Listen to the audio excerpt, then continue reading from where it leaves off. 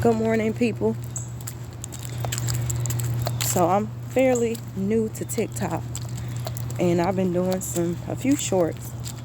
And the other day I did a short where I talked about testimony, and the download, I had got a download, and it was a download from God. And it was about when you have a testimony, when God delivers you from something, you are not to sit quietly and silently about what he brought you through, because it is your testimony that he uses once you make it on the other side to help bring other people through. Because you'll be surprised at how many people are going through something, and just by your testimony you can help them get through it. So it's been on my heart heavy to share some of the things, something that I went through a few years ago at the hands of somebody that I thought was a friend of mine. I thought me and this person was friends, and this person wasn't. This person had ulterior motives, and I went through something very wicked and tragic, and I'm just now being able to share it, to help one heal me, and it's strengthening me as I'm able to share, and then two, help others. If you have children, even for yourself, you need to be aware of who you allow around you and your kids. Not everybody, I don't care how nice they perceive themselves to be, how righteous they act. In the Bible, it says you judge a person by their fruit. And I used to be the type of person to think, oh, well, because I was broken and I was always on this journey of healing myself, I thought that I would be able to help any and everybody else that was broken. So I wasn't always guarding or as selective as I should have been when it came to dealing with people. And I allowed this person in. And they also, were able to pick up on the fact that, I had some stuff going on.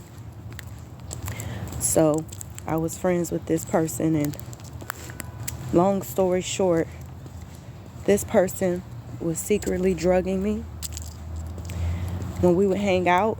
And I'm thinking we're having, a girls' night. We're talking about what's going on, what happened during our week. And, we're talking about our dreams and us wanting to, start a business and, furthering ourselves in life. And this person was drugging me while we would hang out and selling me. And I didn't know. This person also used hypnosis and while on the drugs, and it wasn't until she was ready to full on get me in trafficking where I became aware and evident of it. Kind of like that bait and switch thing where girls, I've heard stories of women say, well, this guy, he was nice and he bought me stuff and he did this, and then after a week or two he said he was now my pimp and I was going to have to pay him back. It was a lot like that. And I never thought it could happen to me. That was like one of my worst nightmares. You never think something can happen to you until it happens to you. I used to think, oh, well, you have to be doing something like that for stuff like that to happen to you. No. I was a mom, working. I was going to school for my bachelor's degree, working, and it still happened to me. And it's so much wickedness that is involved in that. It's so much wickedness that is involved in that. It's some hands that's in it, some dirty hands in it too. And, you know, the threats that I received, the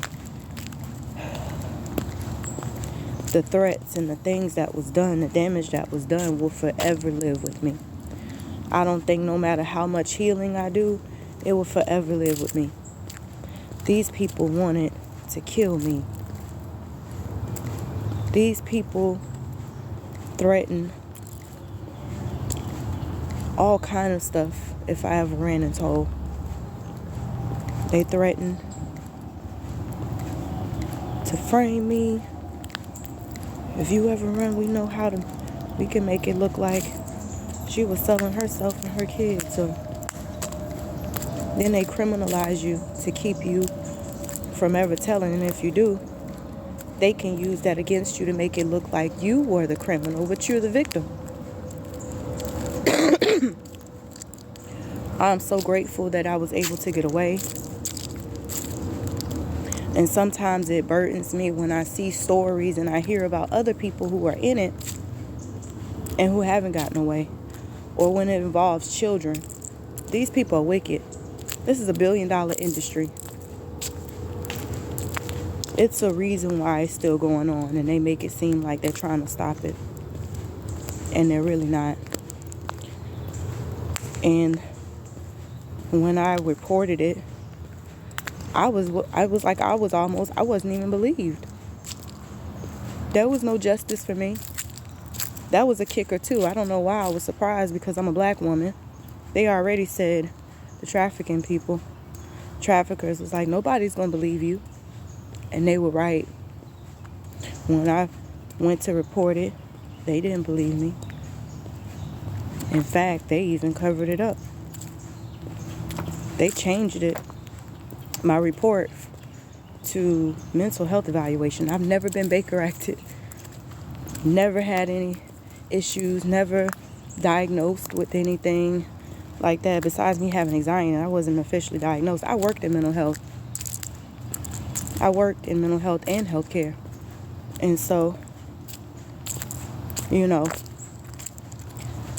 that didn't stop them from doing what they did.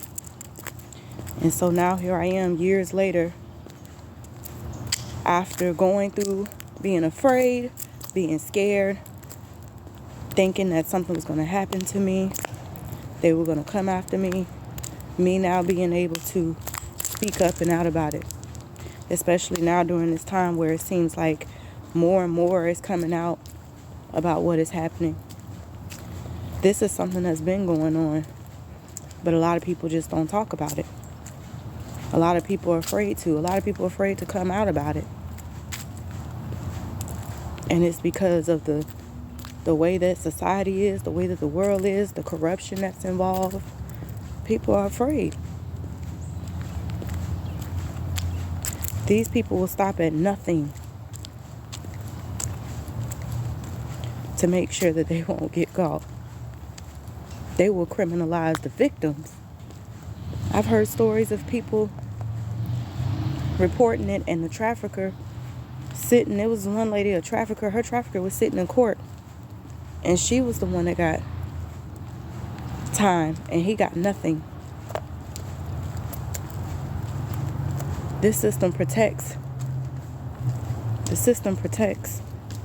them more than they do victims. That should tell you something. So I pray that you guys stay safe, be aware that this stuff is going on, and keep your children, your family safe. God bless.